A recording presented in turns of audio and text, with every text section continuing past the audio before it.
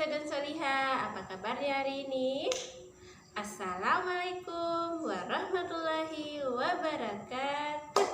Alhamdulillah, Naksa dan Soliha, kita berjumpa lagi di hari ini, di hari Selasa, tanggal 17 bulan 11 tahun 2020. Nah, Naksa dan Soliha, hari ini kita masuk di permainan kita yang kedua, yaitu di hari Selasa. Nah, di pekan 14 ini sebelumnya Ustazah pengen tanya kembali kepada Naksa dan Soliha. Masih ingat tema kita di pekan ini tentang apa, Naksa dan Soliha? Nah,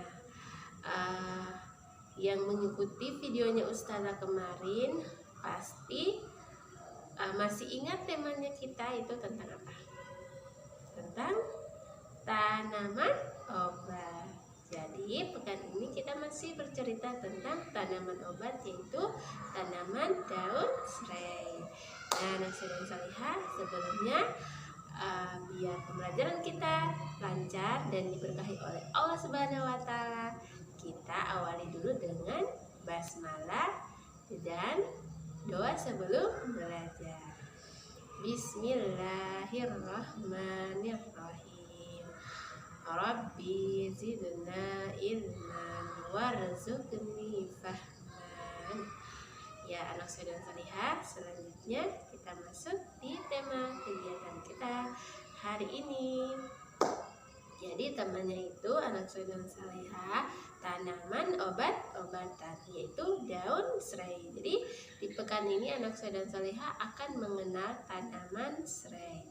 Tanaman serai itu seperti apa? Kita buka kembali gambarnya. Nah, kemudian yang ini juga. Nah, biasanya daun serai ini Ustazah ingatkan kembali merupakan salah satu jenis tanaman obat, tentunya buat kesehatan kita semua. Nah, tanaman serai ini Naksa dan Soliha, jika diolah bisa juga menjadi rempah-rempah yang bisa digunakan untuk bumbu makanan.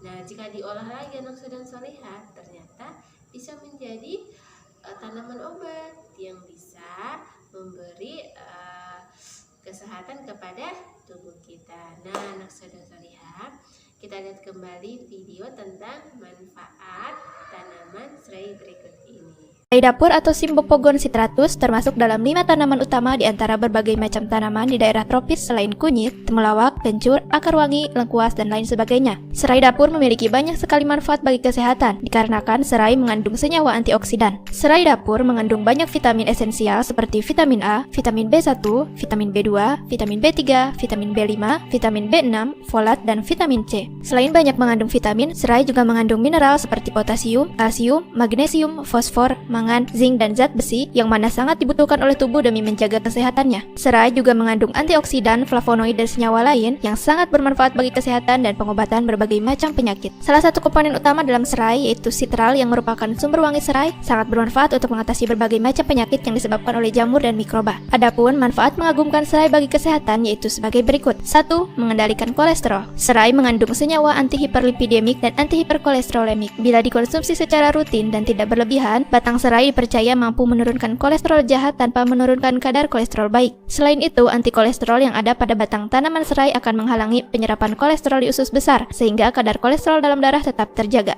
2. Untuk detoksifikasi atau mengeluarkan racun dari dalam tubuh. Batang tanaman serai juga dapat menghilangkan racun dari dalam tubuh. Kandungan dalam batang serai mampu menetralisir racun, sedangkan antioksidan dan antiseptik di dalamnya akan membantu organ hati dan ginjal kembali bersih. Serai bersifat diuretik yang mana bila Anda mengonsumsi serai maka ia akan menyebabkan Anda sering buang air kecil. Adapun air seni yang keluar merupakan air seni yang bercampur luruhan racun dalam tubuh. 3. Anti kanker. Batang serai ini mengandung senyawa citral yang mampu membunuh sel rusak atau sel yang berkembang secara abnormal. Uniknya lagi, senyawa citral akan membiarkan sel sehat tetap hidup tanpa mempengaruhi kinerjanya. 4. Mengatasi insomnia. Bagi sahabat Herbal TV yang memiliki insomnia, maka Anda dapat menggunakan serai sebagai solusinya. Seperti kangkung dan pala, serai bersifat hipnotik dan sedatif, sehingga dapat membantu seseorang tertidur dengan cepat dan juga membantu memperpanjang durasi tidur. 5. Mengatasi diabetes tipe 2. Meminum teh yang terbuat dari batang serai secara teratur dapat menormalkan kembali fungsi pankreas dalam memproduksi insulin. Oleh karena itu, mengkonsumsi teh dari batang ini dapat menurunkan kadar gula darah.